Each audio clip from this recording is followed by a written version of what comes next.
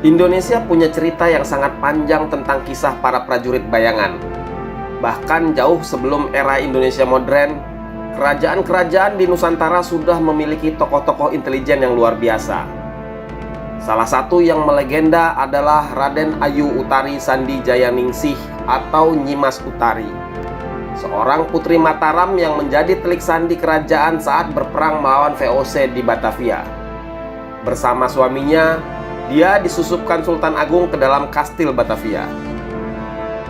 Utari dengan cepat bisa menarik perhatian Eva Men, istri Jan Pieter Zoenkun, bahkan mendapat kepercayaan dari Gubernur Jenderal VOC itu. Ketika perang antara Mataram dan VOC meletus, kabarnya Utari berhasil memenggal kepala sang Gubernur Jenderal VOC tersebut.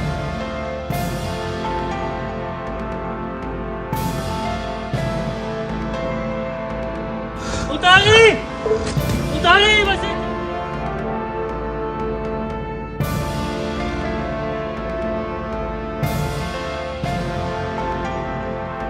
Potongan kepala YP Kun dibawa ke Mataram dan menurut kisah dikuburkan di anak tangga ke-716 pada makam para Raja Mataram di Imogiri, Bantul, Yogyakarta.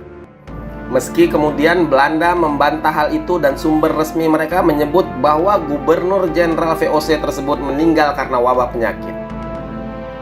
Sebagai mata-mata, tentu saja kiprah para telik sandi ini tak pernah diakui, baik oleh lawan maupun oleh sang pemberi perintah. Kisah-kisah mereka bagaikan hantu, ada di antara ada dan tiada.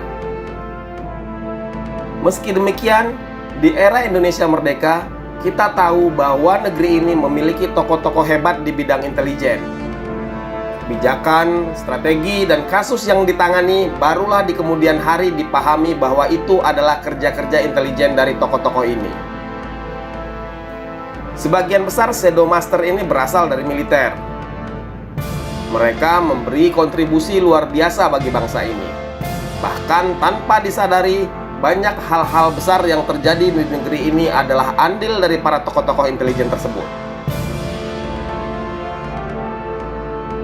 Kolonel Zulkifli Lubis adalah nama besar yang tidak mungkin bisa dilepaskan dari sejarah modern dunia intelijen Indonesia. Namanya tak mungkin tak tersebutkan jika berbicara tentang prajurit perang urat saraf ini. Dia adalah Bapak Intelijen Indonesia. Dialah pendiri badan intelijen pertama di negeri ini. Zulkifli Lubis memiliki perawakan yang sama sekali tidak menunjukkan bahwa dirinya adalah seorang militer tulen. Dia seolah menyembunyikan kesangarannya sehingga lawan menjadi lengah. Perawakannya relatif kecil, tapi nyali dan kecerdasannya di atas rata-rata. Zulkifli belajar propaganda dan intelijen dari Rokugawa, seorang perwira militer Jepang. Pada masa awal Indonesia merdeka, Lubis mendirikan badan intelijen pertama sekaligus menjadi komandannya. Presiden Soekarno sangat percaya kepada kepala intelijennya yang masih muda itu. Kabarnya, Lubis adalah salah satu dari sedikit orang yang bisa membangunkan presiden dari tidurnya untuk sebuah laporan intelijen. Fun fact-nya, Lubis adalah sepupu Jenderal Abdul Haris Nasution, tapi sekaligus musuh bebuyutannya. Semua pergolakan di tubuh ABRI pada era 50-an pasti berujung pada perseteruan keduanya. Mereka tidak pernah akur hingga puncaknya berhadap-hadapan dalam seteru antara pemerintah pusat melawan PRRI. Lubis berada di pihak PRRI. Setelah bergerilya di hutan belantara Sumatera selama 3 tahun, akhirnya pada 21 Agustus 1961, Zulkifli Lubis menyerah dan kembali ke pangkuan Ibu Pertiwi.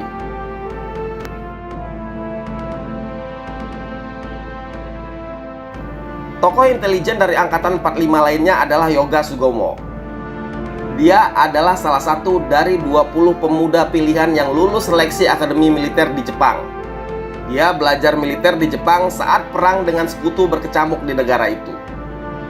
Dia kembali ke tanah air sekitar tahun 1947. Setelah kembali, dia bekerja di Kementerian Pertahanan bagian intelijen. Pangkat pertamanya adalah letnan. Kabarnya, Yoga bahkan sempat dikirim Zulkifli Lubis untuk belajar ke Dinas Intelijen Inggris MI6 di Marysville. Sejak awal dekade 50-an, Yoga sudah dekat dan menjadi orang kepercayaan Soeharto. Sejak Soeharto menjabat posisi Panglima Kodam di Ponorogo, Yoga sudah menjadi asisten intelijen di Kodam itu.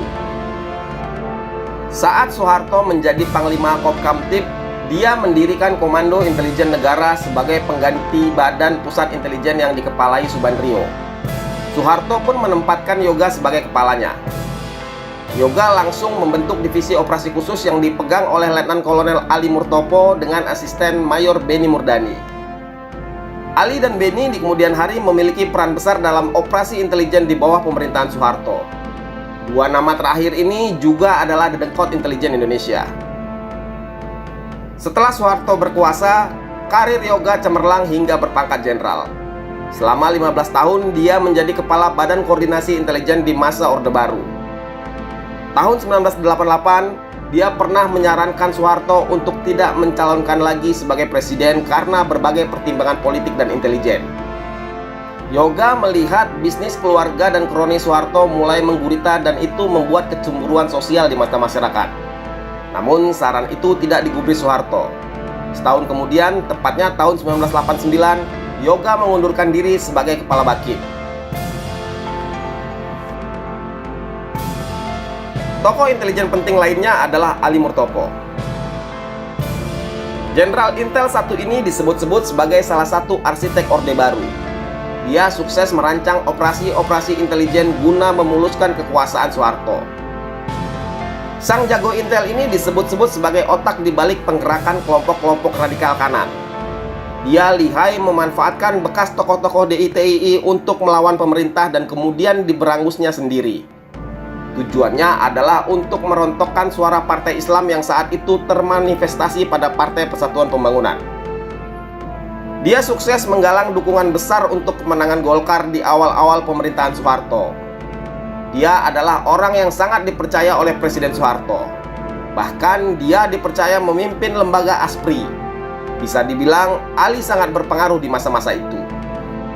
Jenderal Sumitro, rival abadi Ali Murtopo, mengakui bahwa Ali adalah tokoh yang berperan amat penting dalam kemenangan Golkar pada pemilu 1971. Melalui rekayasa kemudian diciptakanlah kerusuhan politik sehingga mengesankan bahwa umat Islam selalu berhadapan dengan tentara, selalu memberontak supaya timbul rasa alergi terhadap Islam.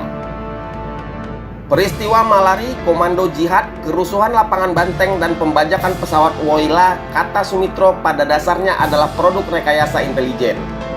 Pada akhirnya, rivalitas antara Ali dan Sumitro berakhir karena peristiwa Malari. Keduanya dicopot Soeharto dari jabatannya masing-masing. Setelah usai masa-masa keemasan Ali Murtopo, dunia intelijen Indonesia dipegang oleh Leonardus Benyamin Murdani. Media asing menjulukinya sebagai The Unsmiling General atau Jenderal Tanpa Senyum. Sesungguhnya LB Murdani adalah pasukan tempur Tulen. Dia adalah komandan grup RPKAD pada awal mula pasukan khusus ini dibentuk. Berbagai palagan tempur telah diarunginya, mulai dari perang melawan PRRI dan Permesta hingga pertempuran melawan marinir Belanda pada operasi Trikora di Papua. Kecintaannya sebagai pasukan tempur sangat teruji. Terbukti dia menolak tawaran Bung Karno saat diminta menjadi pengawal pribadi presiden dan bergabung dengan Cakrabirawa. Namun akhirnya kecintaan Beni pada Korps Baret Merah harus berakhir kekecewaan. Dia dikeluarkan oleh Jenderal Ahmad Yani dari resimen pasukan khusus itu karena melawan perintah atasannya. Saat itu pimpinan RPKAD memerintahkan untuk mengeluarkan anggota RPKAD yang cacat tubuh. Salah satu yang terkena dampak kebijakan itu adalah anak buah Beni di Yon 1 RPKAD, Kapten Agus Hernoto. Tentu saja Beni menolak perintah tersebut. Penolakan ini sampai ke telinga Panglima Angkatan Darat, Letjen Ahmad Yani. Kemudian dia dikeluarkan dari RPKAD dan dipindahkan ke Kostrad yang saat itu dipimpin Maijen Soeharto. Di Kostrad, dia bertemu dengan Ali Murtopo. Mulai saat itulah dia mendalami dunia intelijen. Usai peristiwa Malari, Soeharto memberi Beni jabatan-jabatan penting pada posisi-posisi strategis lembaga intelijen. Dia diangkat menjadi asisten intelijen Menteri Pertahanan dan Keamanan, asisten intelijen Panglima Kopkamtib, kepala Pusat Intelijen Strategis, dan wakil kepala Badan Koordinasi Intelijen Negara. Panglima ABRI adalah pencapaian militer tertinggi yang diraih oleh Benny Murdani. Di dunia, bisa dibilang dialah satu-satunya spy master atau kepala intel yang menjadi panglima tentara. Tokoh terakhir adalah Abdullah Mahmud Hendro Priyono atau yang akrab disebut AM Hendro Priyono. Sama seperti LB Murdani, tokoh satu ini juga berasal dari pasukan khusus. Dia memulai karir militer di Komando Pasukan Sandi Yuda atau Kopasanda. Saat itu RPKAD telah berganti nama menjadi Kopasanda ini. Di pasukan khusus tersebut dia pernah dikirim ke Kalimantan untuk menyelesaikan perlawanan orang-orang komunis yang tergabung dalam PGRS dan Paraku. Hendro banyak menjabat posisi penting saat berdinas militer, yakni Komandan Detasemen Tempur Para Komando, kemudian menjabat Asisten Intelijen Kodam Jaya pada tahun 1986, Komandan Korem Garuda Hitam di Lampung, dan pernah menjabat sebagai Direktur Operasi Dalam Negeri Badan Intelijen Strategis ABRI pada tahun 1991. Dia juga pernah menjabat sebagai Pangdam Jaya. Pada periode tahun 2001-2004, dia menjabat sebagai Kepala Badan Intelijen Negara di Kabinet Gotong Royong. Hendro merupakan penggagas lahirnya Sekolah Tinggi Intelijen Negara. Dia juga yang menggagas Sumpah Intelijen, Mars Intelijen, dan penetapan hari lahir Badan Intelijen.